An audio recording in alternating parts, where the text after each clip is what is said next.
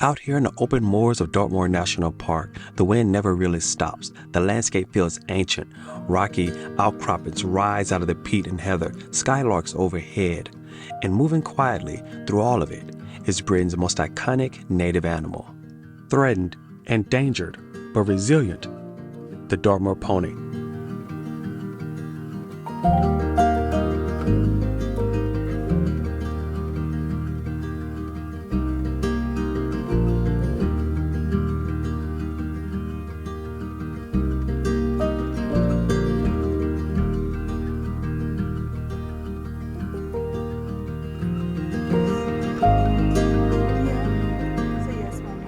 Hi, I hope you're having a wonderful day. I'm at Dartmoor National Park on the hunt for the wild horses. There's some wild horses or ponies here, and I think I see one ahead of me just up here in the foliage. I'm gonna go take a look at them. Now, they're not truly wild, they're more feral than wild, but they've been here for thousands of years. Let's go see them. Dartmoor is a location with a long history. Around 4,000 to 5,000 years ago, during the Neolithic and Bronze periods, Dartmoor was more of a heavily forested region than it is today. Early farming communities cleared woodland, grazed animals, and built permanent settlements. At its peak in the Bronze Age, Dartmoor supported a surprisingly dense population. Archaeologists have mapped hundreds of settlement sites scattered across the moor. Climate change and soil exhaustion likely forced many communities to abandon the higher grounds, leaving behind a preserved prehistoric record. Fast forward to the medieval period, and Dartmoor becomes more economically significant, and for a completely different reason: tin. Dartmoor was one of Europe's major tin producing regions. The tin from Dartmoor traveled across Britain and into continental Europe. The rugged moor became more of an industrial landscape, noisy, productive, and economically vital. By the 18th and 19th century, Dartmoor had developed a different reputation: remote, wild, and at times foreboding. The moor's isolation, fog, and vast open spaces fueled folklore and eventually inspired literary works like The Hound of the Baskervilles by Arthur Conan Doyle. The landscape became mythic. In 1951, Dartmoor was designated one of the UK's first national parks. That shift marked a turning point from industrial extraction towards landscape protection and conservation. Dartmoor has never been an untouched wilderness. It has always been a land that is worked, shaped by farming, grazing, mining, and now conservation policy.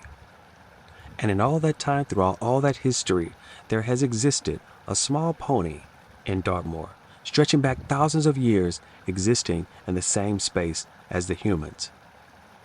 Technically, Dartmoor ponies are not wild, but semi-feral. They're owned by local commoners, families with historic grazing rights, but they live free-range year-round with minimal human interaction or human management.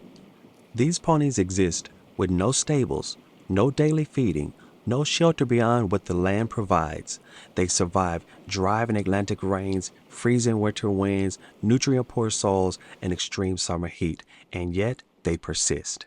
Their harsh natural environment has shaped them biologically, creating ponies with compact, hardy, and efficient bodies. The adults typically stand around 11 to 12 hands high, small but with powerful builds. Perfectly adjusted to their natural environment, the Dartmoor pony is a recognized species. Dartmoor is so pretty after the rain. It just finished raining a few minutes ago, but the sun has come out. And the reason I say it's pretty is because everything has a sheen on it. It's just kind of glistening and glowing. The water droplets, you can see them. They're reflecting in the sunlight and has this beautiful, eerie, red, iridescent look to it. It's really beautiful. From a conservation perspective, Dartmoor ponies are more than heritage animals. They're ecological and ecosystem engineers. Their grazing creates structural diversity, cropping down dominant grasses, opening up patches of heather, preventing shrubs from taking over. That patchwork supports ground nesting birds, invertebrates, and small mammals with homes and resources of food. Without large grazers like ponies, ecological succession would gradually shift Dartmoor towards shrub and woodland away from the open moors that you see today.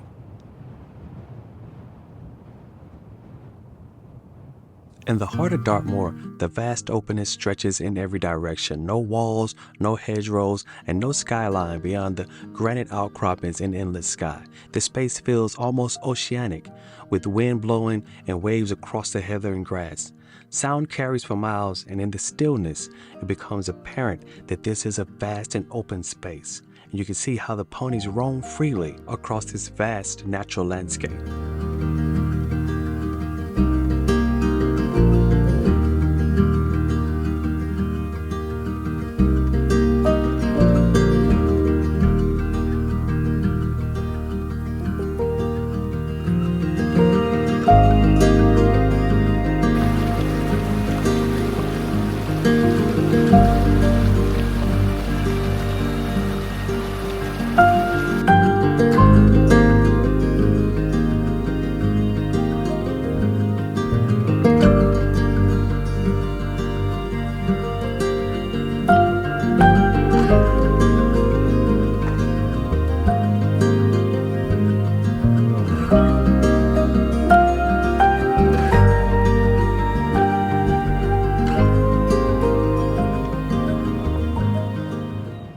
While the Dartmoor ponies look timeless against the backdrop of Dartmoor, their future is far from guaranteed. Over the past century, numbers have fluctuated dramatically. Mechanization reduced the need for working ponies. Agriculture changes reduced the need for traditional farming ponies. As the demand has declined, breeding has become economically harder to justify.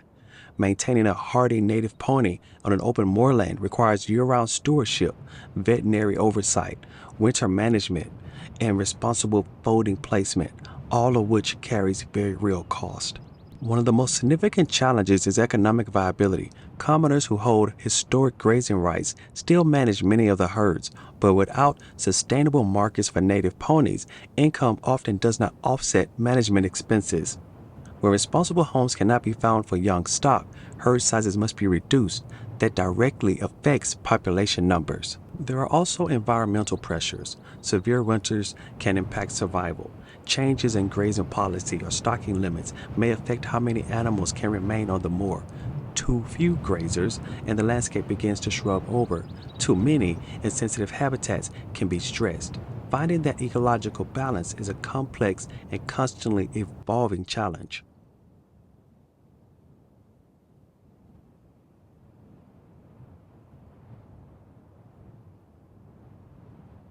Another concern is genetic sustainability. Smaller populations increase the risk of reduced genetic diversity.